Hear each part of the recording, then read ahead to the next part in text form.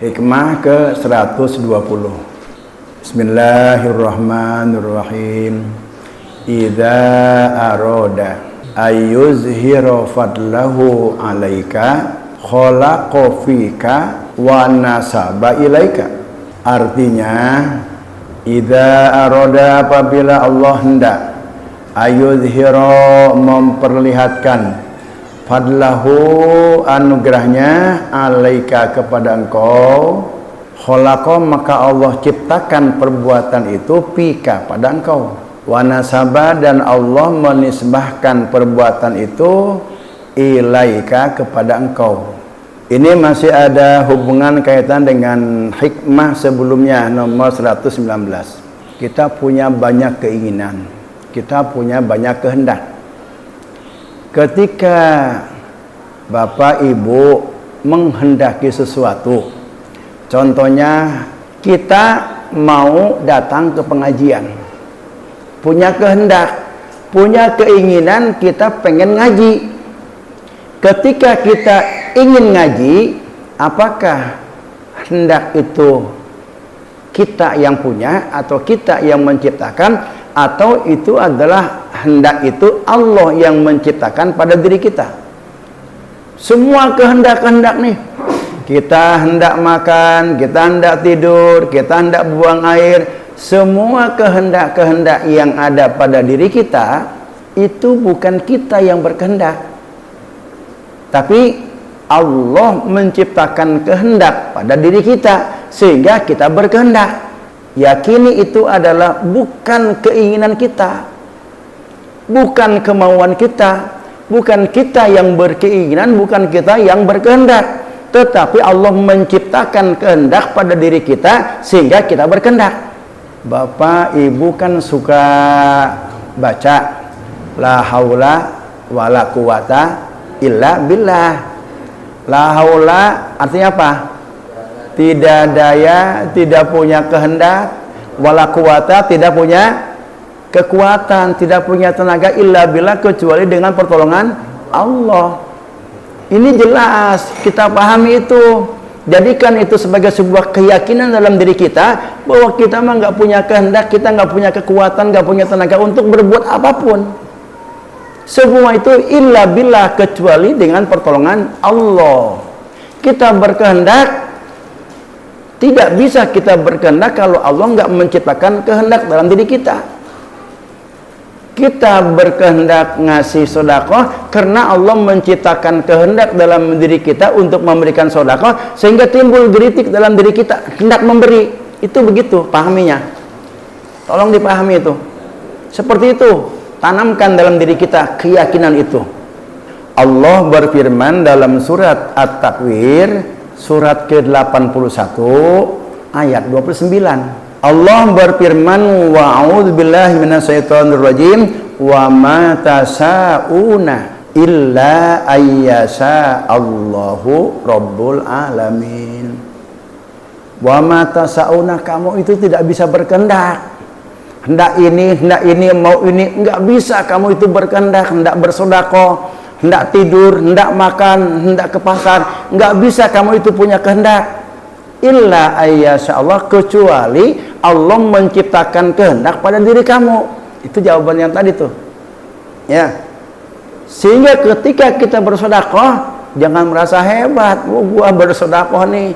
Bukan, yang bersedekah itu karena Allah menciptakan kehendak dalam diri kita untuk bersedekah, sehingga kita mau bersedekah. Kalau Allah nggak menciptakan kehendak dalam diri kita untuk bersedekah, kita tidak akan bersedekah walaupun duit banyak.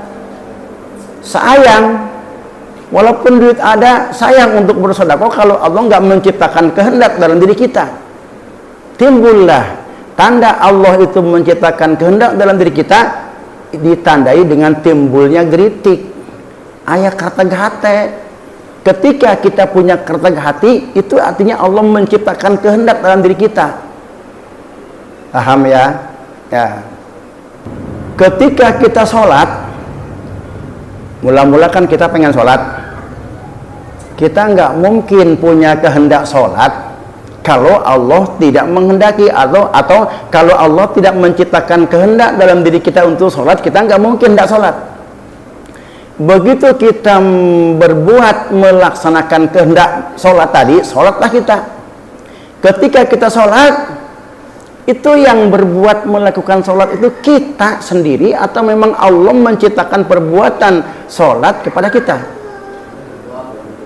Yakini itu bukan kita yang berbuat sholat, itu bukan kita, tapi Allah menciptakan perbuatan sholat pada diri kita. Berarti sholat itu siapa yang berbuat? Kita. Hakikat. Ini kita lagi berbicara hakikat. Allah yang berbuatnya, ya. Allah berfirman dalam Quran surat As-Saffat ayat 96. Wallahu khalaqakum wa ma ta'malun. Allah yang menciptakan kalian, wa ma ta'malun, dan apa yang kalian perbuat. Jadi kita ini, diri kita diciptakan Allah, dan apa yang kita lakukan juga diciptakan Allah. Kita sholat, kita berbuat atau melakukan sholat itu Allah menciptakan perbuatan pada diri kita untuk sholat, sehingga kita bisa berbuat sholat. Itu maknanya itu. Lalu peran kita apa? Peran kita mah sebagai muktasib. Apa itu muktasib? Muktasib itu sekedar berupaya. Kita punya hendak bersedekah. Yang berkehendak itu bukan kita. Kita mah sekedar berupaya berkehendak. Kalau Allah nggak menghendaki, nggak akan jadi. Kalau Allah menghendaki, jadi. Kita hanya sebagai berupaya untuk berkehendak sedekah. Nah,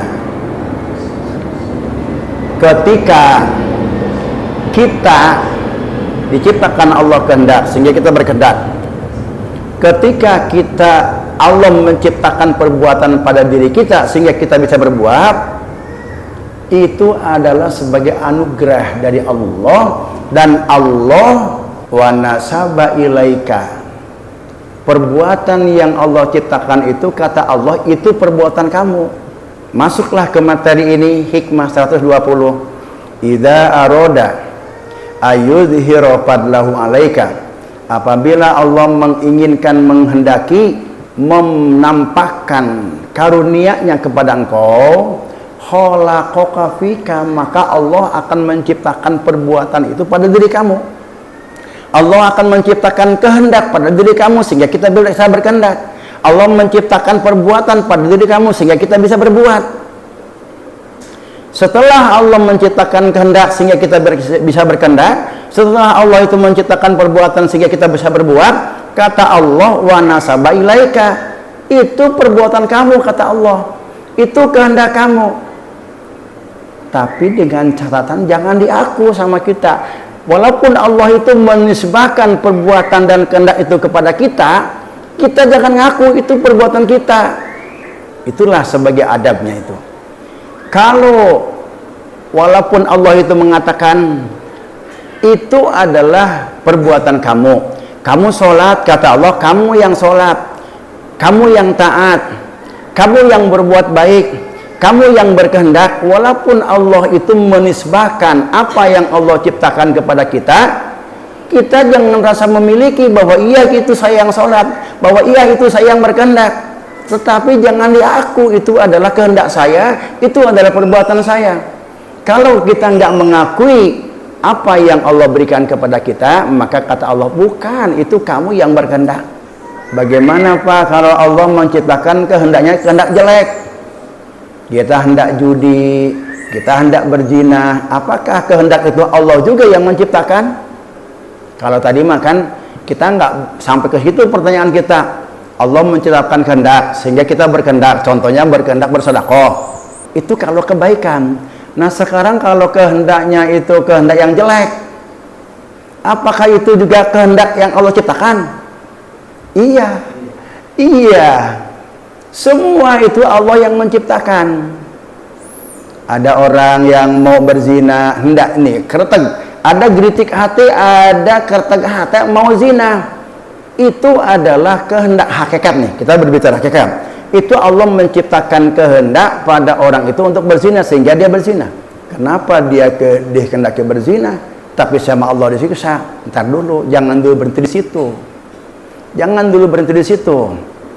Kalau kita itu diciptakan oleh Allah kehendaknya kehendak baik, walaupun itu dinisbahkan kepada diri kita, itu kamu yang berkehendak, itu kamu yang berbuat baik, jangan diakui bahwa itu adalah kita yang berbuat baik.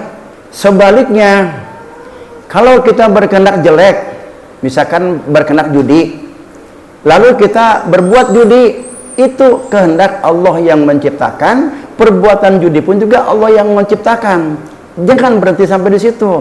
Ketika kita diciptakan kehendak jelek, ketika kita diciptakan Allah perbuatan yang buruk, akui itu adalah perbuatan kita. Akui bahwa itu adalah kehendak kita. Itu adalah perbuatan kita sebab kebodohan, sebab kita menzalimi diri kita, sebab ketololan kita.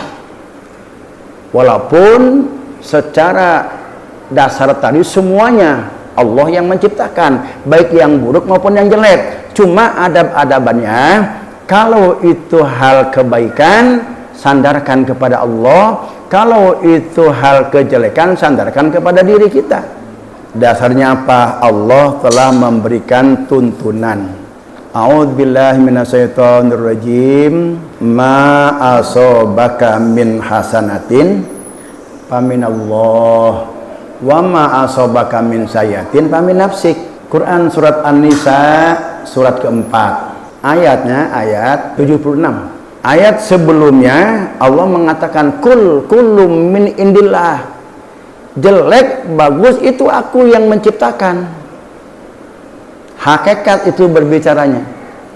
Tapi ketika kita akan berkata, Allah mengajarkan adab kepada kita. Bagaimana adabnya? Ma asobaka min hasanatin faminallah. Kalau kamu diberi kehendak baik, kalau kamu diciptakan perbuatan baik, faminallah. Walaupun Allah itu mengatakan itu perbuatan kamu, itu kehendak kamu, tapi katakan faminallah, tidak ya Allah, itu adalah kehendakmu ya Allah, itu adalah perbuatanmu ya Allah sebagai kebaikan dan sebagai anugerah engkau kepadaku. Jangan diakui punya kita kalau terkait pada kebaikan. Wa ma asabaka min sayyatin, kalau kamu diciptakan kehendak jelek, kalau kamu diciptakan perbuatan jelek, famin nafsik.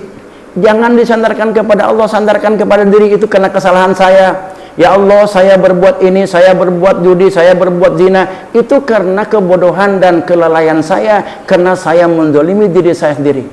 Adab-adabannya begitu, ya. Kata Sahal bin Abdullah Al-Tustari. Ini penjelasan penjabaran tadi tuh. Idza amilal abdu hasanatan. Apabila seorang hamba itu berbuat kebaikan, ketaatan, ibadah. Waqala, lalu dia berkata, ya Rob, wahai Tuhanku, hadza min fadlik, saya sholat, saya berbuat baik ini min fadlik, itu semata-mata karena anugerah engkau kepada aku.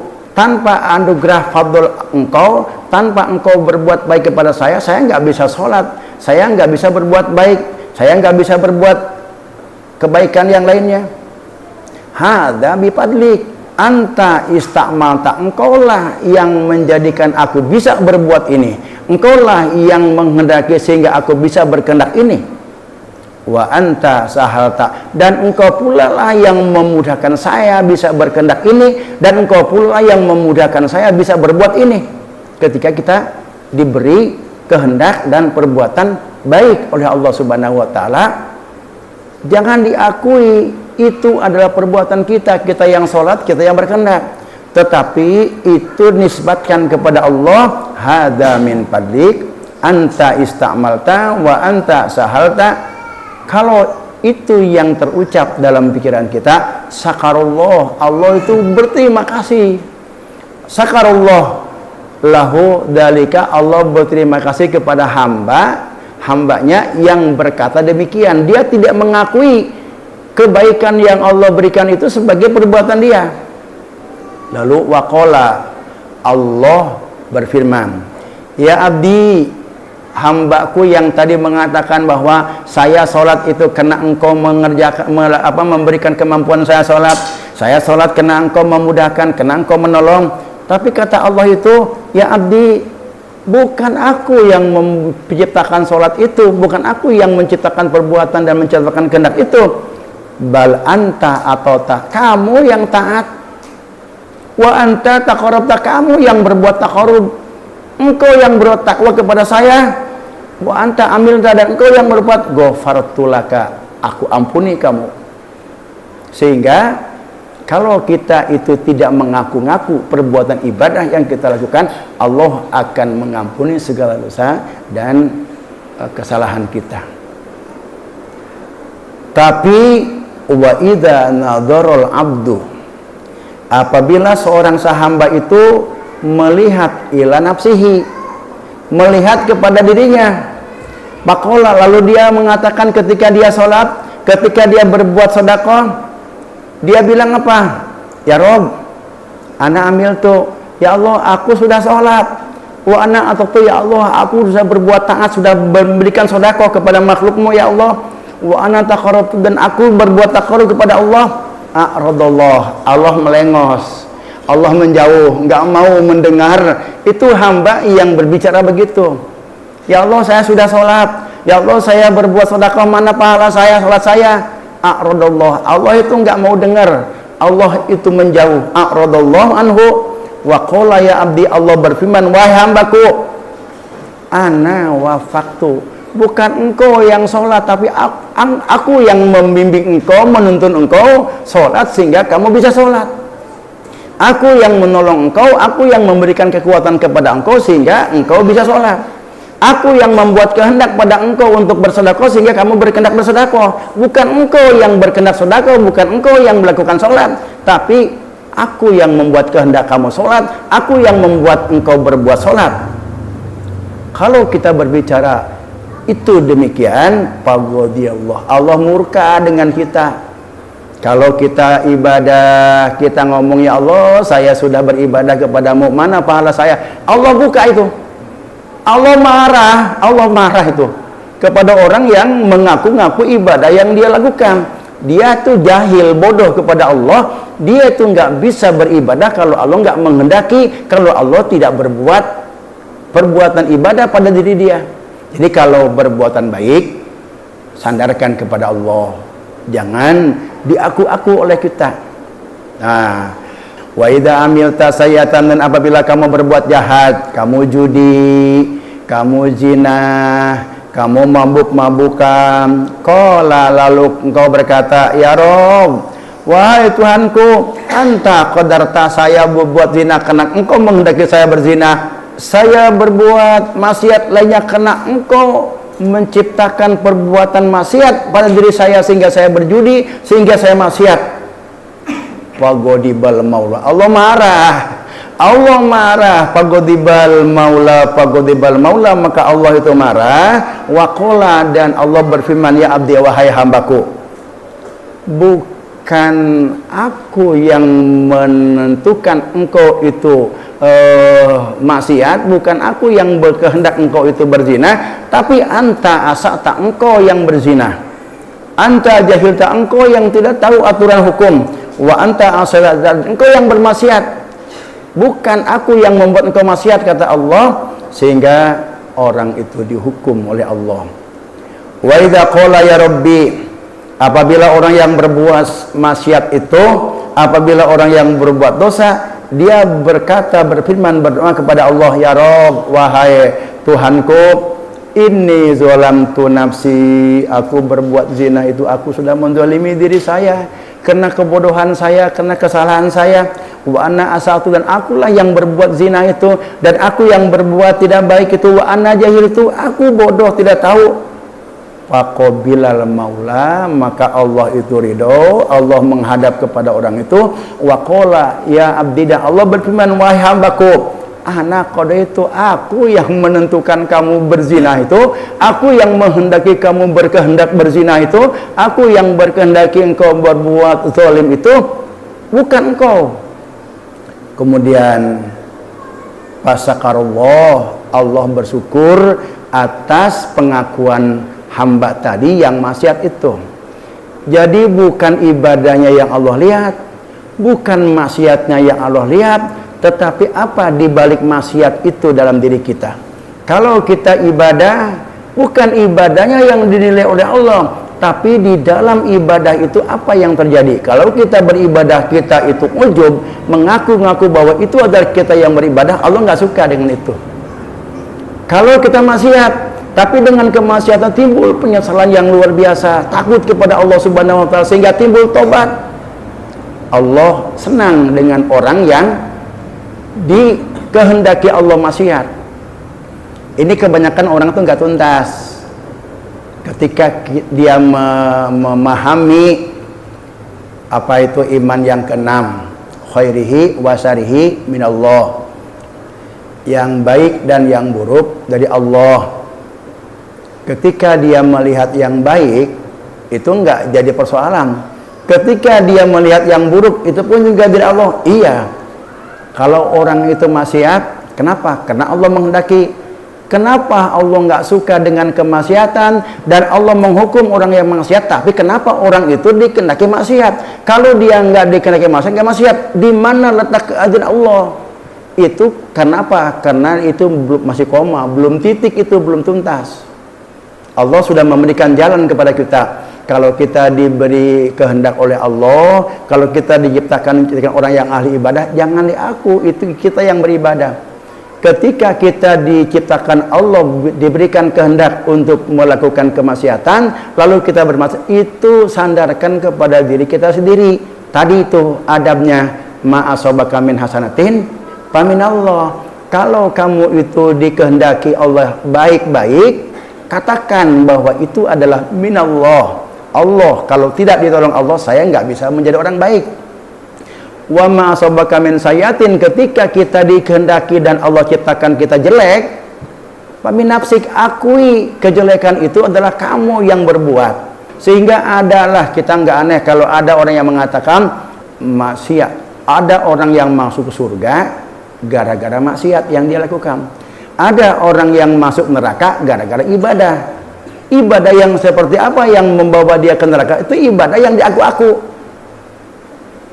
Maksiat yang bagaimana yang membawa dia ke surga? Itu maksiat yang menimbulkan rasa hina, maksiat yang menimbulkan ketakutan sehingga dia tobat kepada Allah. Ketika dia tobat kepada Allah, nerima, selesai sudah persoalan di situ. Kalau kita nggak sampai ke situ, pemikiran kita akan timbul, di mana letak keadilan Allah? Allah tidak menyukai kemaksiatan. Orang yang maksiat dihukum oleh Allah. Allah menghendaki orang itu maksiat. Kalau Allah nggak menghendaki orang itu maksiat, orang itu nggak akan maksiat. Tapi kenapa begitu dia maksiat Allah hukum? Di mana letak Allah? Kalau kita nggak tuntas itu pembahasannya. Kalau ngajinya di YouTube kan sepotong-sepotong, nggak bisa selesai. Paham nggak nih, Pak Ibu nih? Kita untuk menyempurnakan pemahaman kita, khairihi wa syarrihi minallah. Baik dan buruk semuanya dari Allah. Allah mengajarkan adab kepada kita. Jika kita ditakdirkan Allah baik, maka sandarkan kebaikan itu minallah. Jika kita ditakdirkan Allah tidak baik, maka sandarkan ketidakbaikan itu kepada diri sendiri. Itu yang perlu kita yakini, itu yang perlu kita kuatkan dalam keyakinan kita. Apapun yang terjadi, baik atau buruk, itu adalah kehendak dan keputusan Allah.